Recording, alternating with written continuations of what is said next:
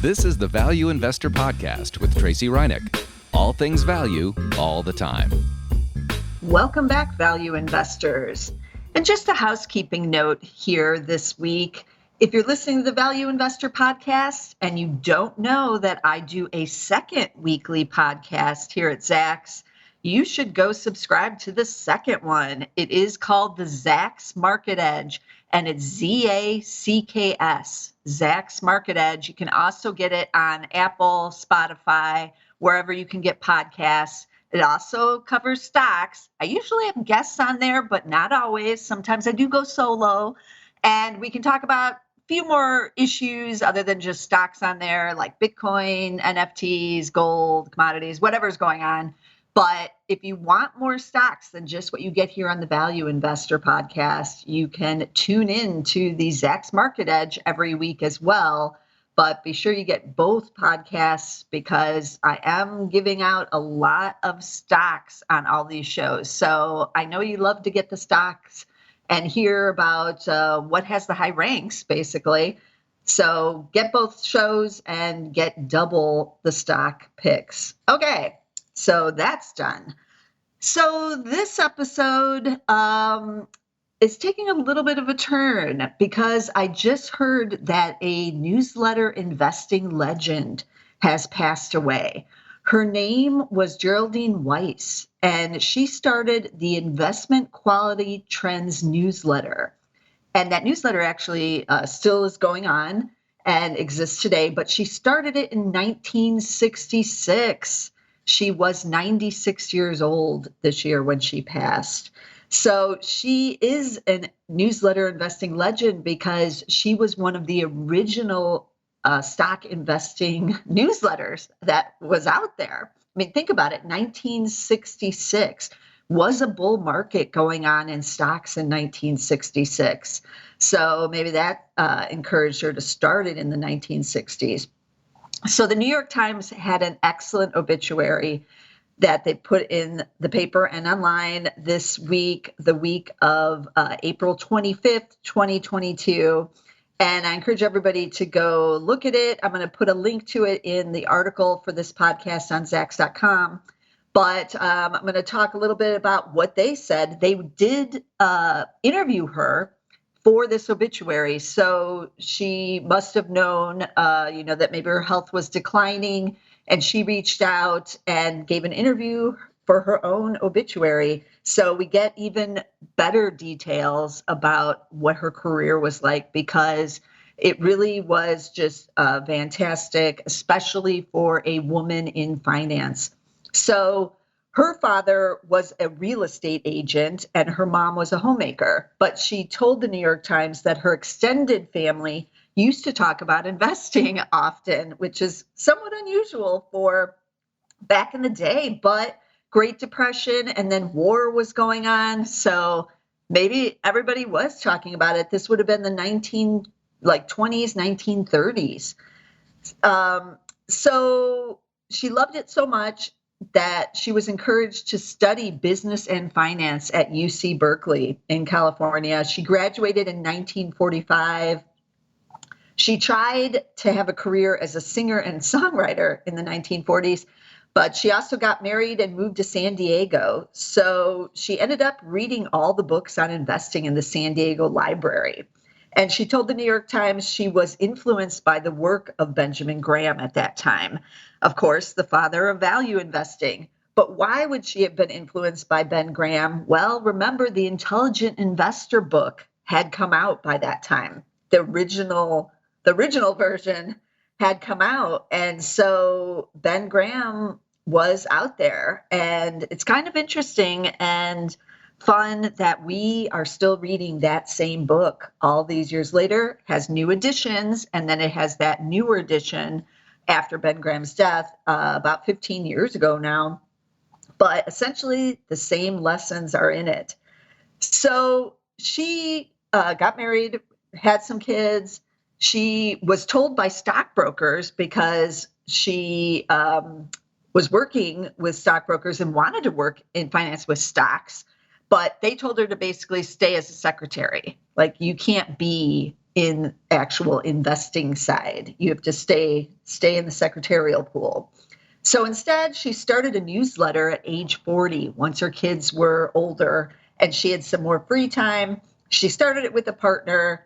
That was the Investment Quality Trends newsletter. And then she ended up buying him out a few years into it. And then she just ran it herself. So it was a twice monthly, and it was focused on dividends.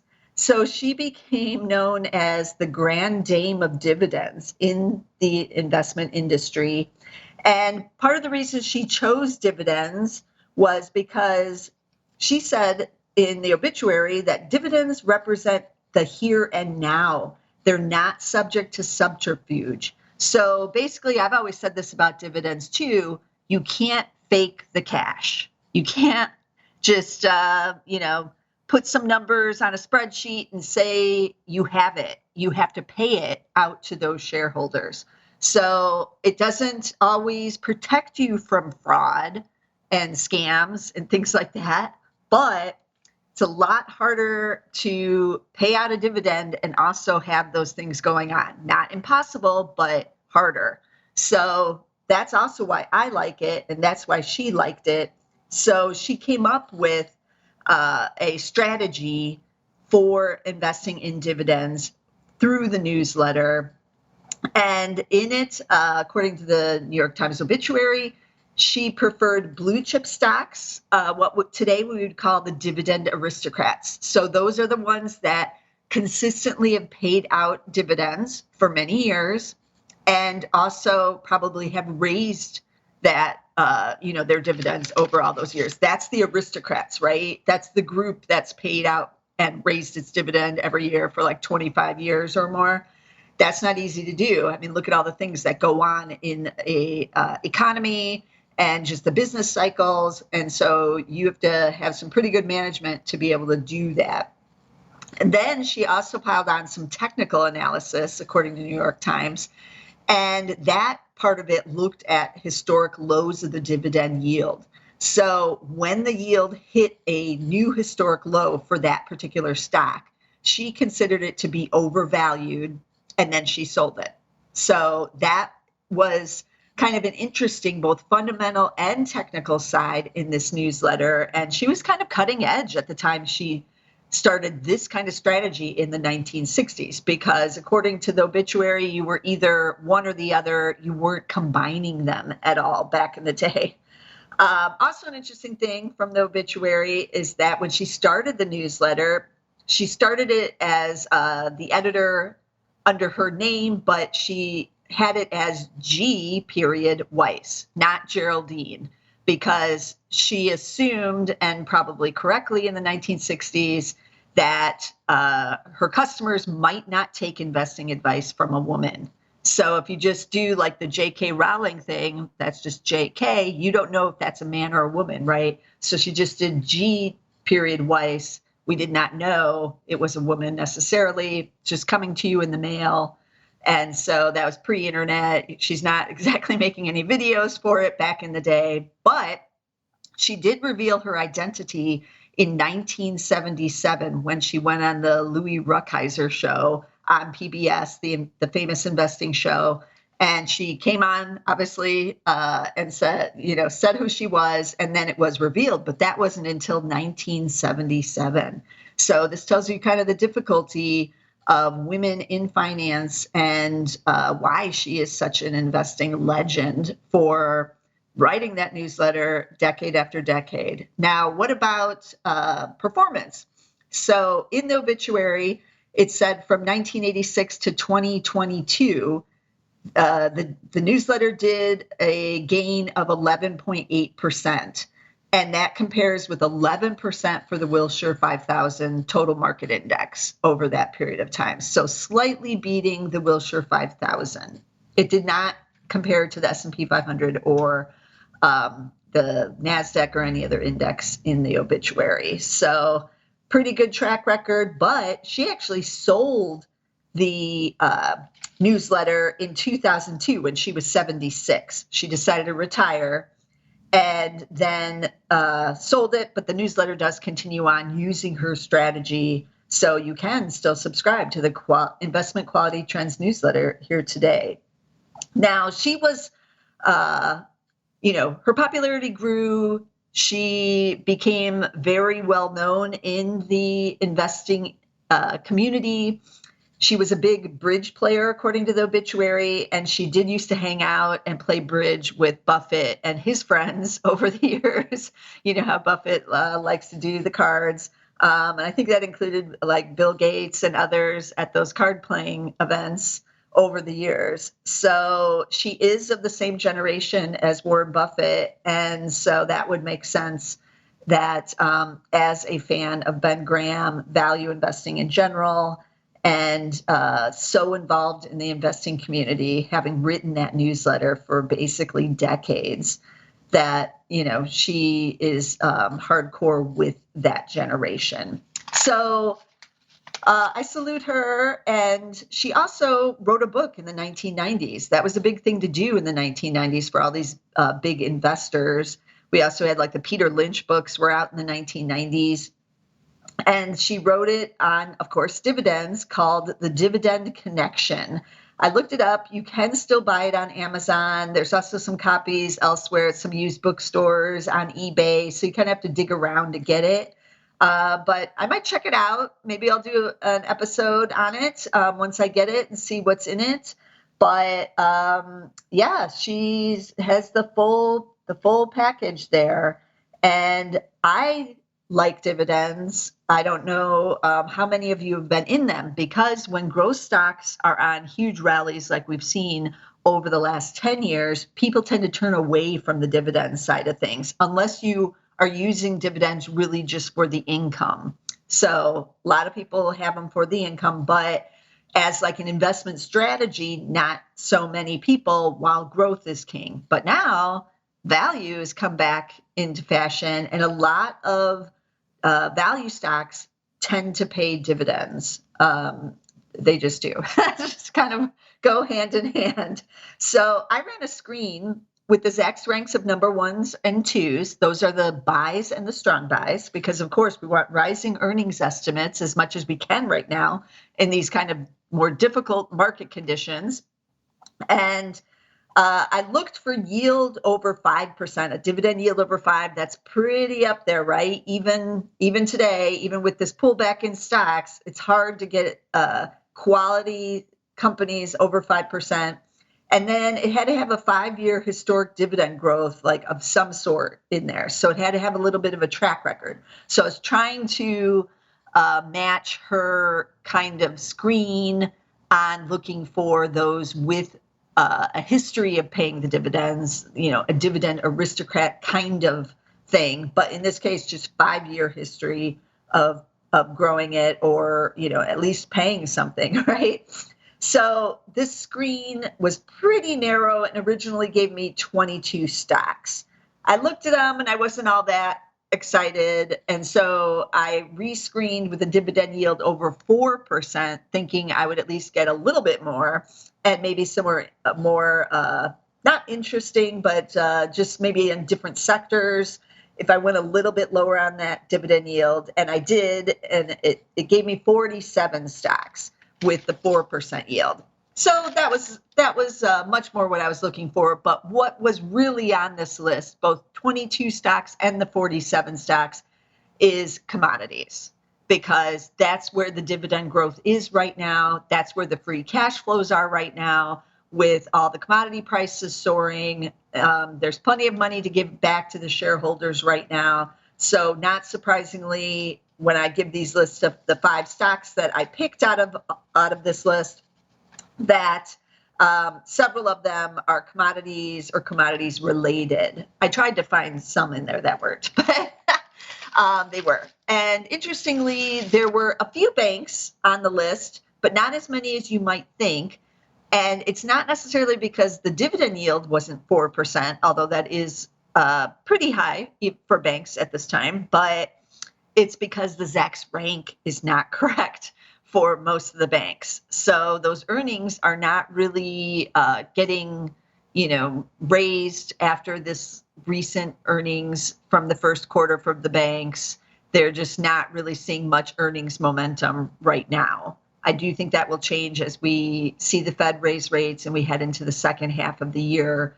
But right now, the banks are not on these kinds of favored lists with the Zacks rank because it's not hot enough on the Zacks rank side to make these lists. So let's dive right in and see what's in here. Some of these I've talked about recently because I have covered the commodities and a lot of them are cheap. So I did not screen for PE, price to sales, or any kind of value metric, but not surprisingly, almost all of these are very cheap and in the value category. You know, nothing's trading at like 25 times or anything with these kinds of dividend yields. So let's dive right in. Okay, the first one is one I just talked about not that long ago, BHP Group. So ticker BHP, and you'll remember I did manage to figure it out this time. This is an Australian company. It always used to be back in the day when I owned it 15 years ago, but they have been spinning off some parts of their business since I owned it back in the day, and so it was a little confusing, but I did conclude that it is still Australian. Now, they're mostly on the mining side now. So copper, iron ore, nickel, those are some of its big areas. And obviously, pricing on all three of those has been surging. So year to date, these shares are up 11.5%.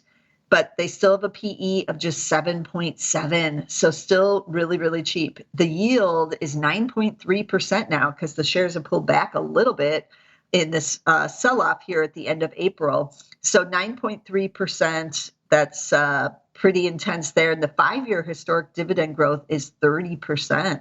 So you will see on these commodity plays, the dividend yields are, big time on the increase right now because, again, the free cash flows are huge and they are giving it back either in share buybacks, into the dividends, or a combination of both. So keep that in mind. There's no earnings date set for BHP. I think they used to report only like twice a year, like they did the 6-month and the full year. So might not get anything until the summer from BHP Group. Keep that in mind when you're looking at some of these international commodities plays, that it's a little bit different than what we have here in the States, but still analyst coverage on it and still got the high rank. Okay, so that's BHP Group. BHP is the ticker. Second stock is also commodities, Devon Energy. A lot of people know it and they love it because of that dividend yield, right? DVN is the ticker. D is in dog, V is in Victor, N is in Nancy. And they're oil and nat gas, and that means huge free cash flows right now in 2022. So on the dividend side, I noticed they paid in the third quarter of last year 84 cents because they have both a fixed and a variable part of their dividend now.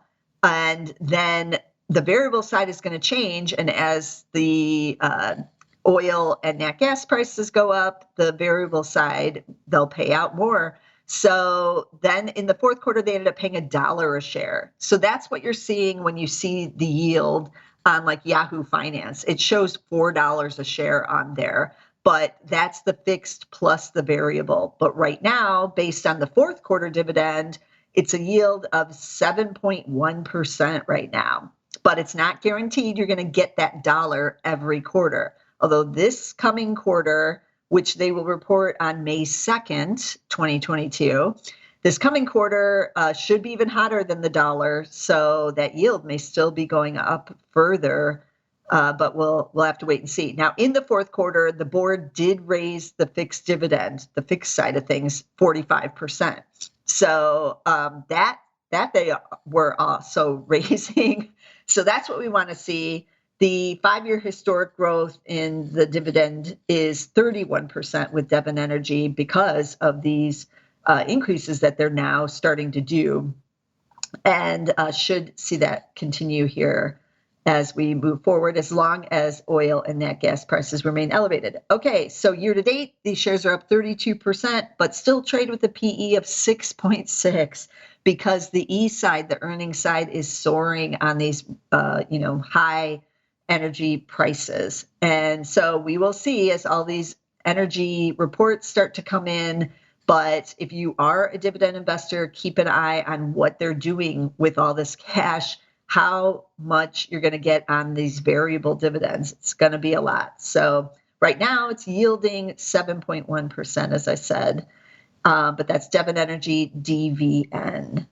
Okay, I can't do much better than that, right? That's going to be probably the hot one of the quarter on this list. Okay, third one is Dow, ticker DOW.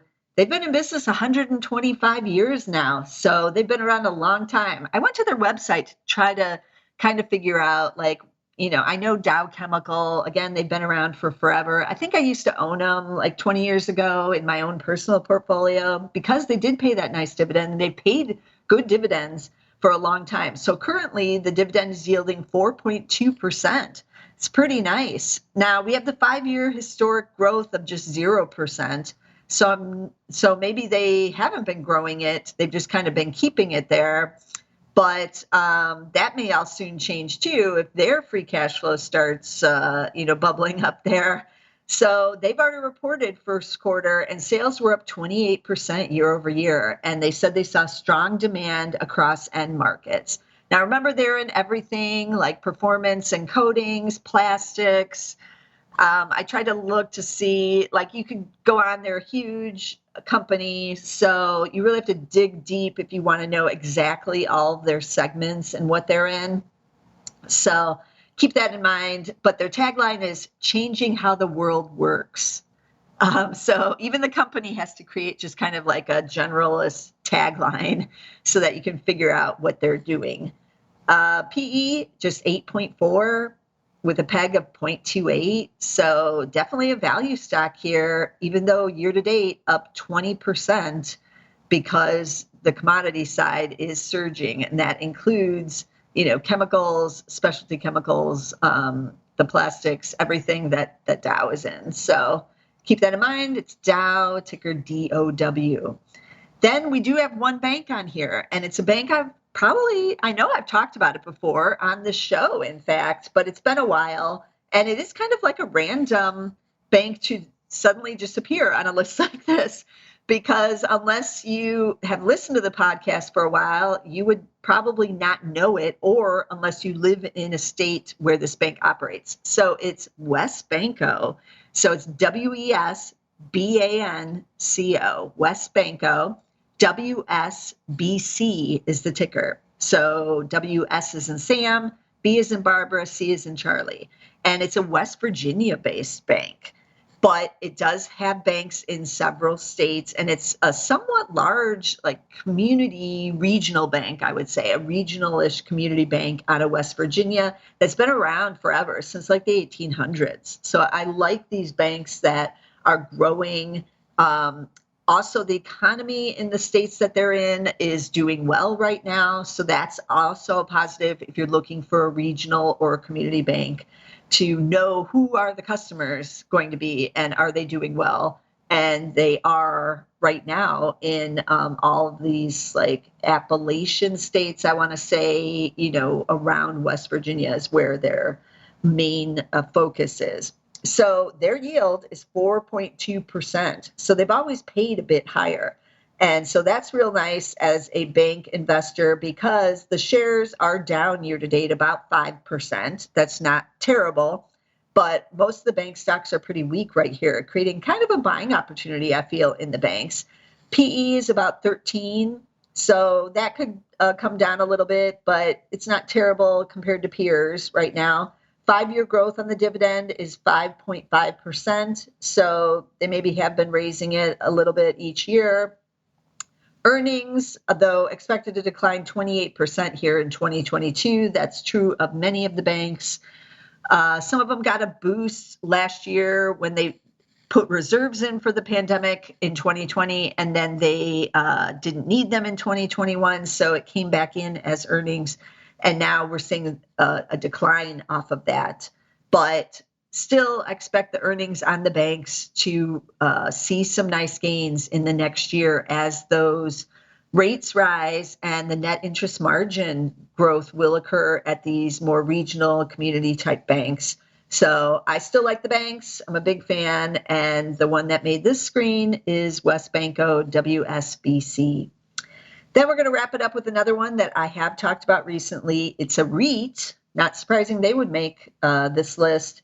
WP Carey. WPC is the ticker. They haven't reported earnings as of this recording, but they are reporting on April 29th. So if you're listening to this anytime in May or thereafter of 2022, then they've already reported earnings and you should go see what is going on. So just a reminder, because we have talked about this one in the past, they are a REIT on the big commercial side of things. So industrial warehouses, offices, retail, and self-storage, but they're big. They're in the US, North and West Europe. So they've got a lot of exposure in different, geographies and in different types of real estate. So if you're looking for more of kind of the commercial side, and that's a bet on the strong economy, especially on the warehousing and industrial side of things, that WP Carey is one to keep on the list. So it's yielding 5% and has a 5-year growth of just 1%, though, on the dividend. But as a REIT, this is when you're getting, the income back from whatever it's generating. So it's not a bad yield, 5% for owning some real estate. Year to date, the shares are up 3.1%. So that's better than the overall market and certainly better than growth and tech stocks this year in 2022. It has a forward P of 16.1 right now. So this is the most expensive one out of this list so far. And so some investors have been diving in to hide out in it and get its 5% yield. So that's also a thing with dividend stocks. When things get a little shaky on the growth side of things, people want some dividends and want to be paid. And remember that all those little dividends you get over the years really do add up in your performance, especially when you have some kind of down market or a pullback or the stock goes sideways for a year or two or maybe even 3 years. Getting even a 1.5% or 2% dividend every year starts to compound on itself and really does add up as you go along, especially if you're a long-term investor and you're owning 10 or 20 years. Those little dividends can really put you over the top in terms of your performance, in terms of beating the overall market, or even just meeting your own goals. Because remember, if you get 10% a year return, you will double your money in 7 years. So if you're getting 2 or 3 or even better, 4% dividend yield, it doesn't take quite as much to get to that 10% level and really start to see your money grow. So keep that in mind. That's why I like the dividends. And yeah, sometimes you may just get kind of a smallish dividend and it's a little paltry, right? So say a company's paying, less than 1%, and maybe it's a stock that's, $200 a share. So you might get $12 or something in a quarter, and you're like, who cares about that? But these little bits of cash do add up, and especially if they start compounding, if you do, reinvest in buying more shares, then you start to really see gains the longer you hold. So I like all dividends, but these ones yielding over 4%, even better. So we'd like to salute Geraldine Weiss and thank her for doing the interview with the New York Times and for their lovely obituary. Our regards and thoughts are with her friends and family. She has grandchildren and great-grandchildren, so thoughts are with them. But it's a good thing to go look at her obituary and understand just how hard it is to be in the investing community for decades and to write a newsletter for all those years and see all those cycles is quite an accomplishment. So hats off to Geraldine. She will be missed, but her ideas continue on. Same way with Benjamin Graham. So let me recap the stocks again. We had BHP Group, ticker BHP. We had Devon Energy, DVN is the ticker there. That's the one paying 7% currently, but it could go higher. Dow, ticker DOW. Westbanco was the bank here out of West Virginia, WSBC. And then we had WP Carey, the industrial, commercial real estate REIT. WPC is the ticker there. So as always, you want to be sure to follow the Value Investor podcast because this weekend is the Berkshire Hathaway annual meeting. I will be watching it live. It's going to be broadcast live on CNBC.com, not on CNBC on cable, but CNBC.com on the website. So you can watch it there. I'll be watching. I'll probably be tweeting out while I watch, but I will be doing a podcast about what goes on at the annual meeting and all the wisdom Warren Buffett is going to impart to us. He too now is in his 90s. So, these times to hear directly from one of the greatest value investors ever are, limited here most likely. So it's going to be a good one. So be sure to subscribe so you can get the Value Investor in case you can't tune in yourself. You can always listen in here and get a replay and my thoughts on what he is thinking and seeing out there and any of his good wisdom that he always does impart on us. And this is the first live annual meeting in several years since the pandemic started, and Charlie Munger will be with him. So this is going to be a hot one. Be sure to tune in. And like I said, be sure to get the Value Investor podcast for further updates. But as always, I'll see you again next week with some more value stocks. This material is being provided for informational purposes only, and nothing herein constitutes investment, legal, accounting, or tax advice, or a recommendation to buy, sell, or hold a security. Do not act or rely upon the information and advice given in this podcast without seeking the services of competent and professional legal, tax, or accounting counsel. Publication and distribution of this podcast is not intended to create, and the information contained herein does not constitute an attorney-client relationship. No recommendation or advice is being given as to whether any investment or strategy is suitable for a particular investor. It should not be assumed that any investments in securities, companies, sectors, or markets identified and described were or will be profitable. All information is current as of the date herein and is subject to change without notice. Any views or opinions expressed may not reflect those of Zacks Investment Research as a whole.